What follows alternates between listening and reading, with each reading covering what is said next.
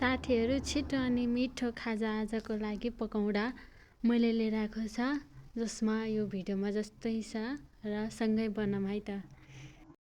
फर्स्टमा हामीले चामलको पिठो राख्ने, त्यसमाथि थोरै जिरा हाल्ने, अनि त्यस स्वादअनुसार नुन हाल्ने, अनि थोरै आलु पनि हाल्ने। आलुलाई चाहिँ मिक्सरमा मजाले पिसे पनि हुन्छ। अनि मैले चाहिँ यत्तिको टाइपले गरेँ, यत्तिको टाइपले आलु राख्ने,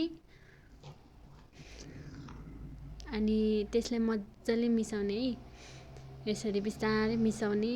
अनि यत्तिको बनाइसकेपछि चाहिँ हेर्नुहोस् त, यत्तिको गिलो गिलो क्या ओके, यत्तिको बनाएपछि चाहिँ फ्राई प्यानमा फ्राई गर्ने। अनि यता मैले अघि नै बसालिसकेको थिएँ है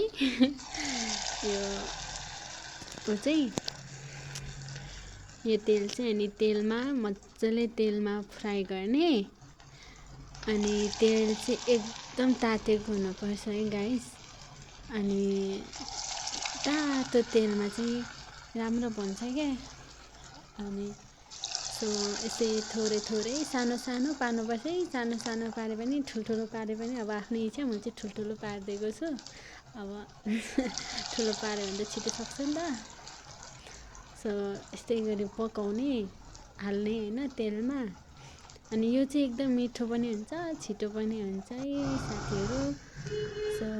यत्तिको भएपछि निकाल्ने, यत्तिको निकालेर पछि त यस्तो हुन्छ कि हेर्नुहोस् त गाइस, ओ माई गड, यति मिठो वाउ।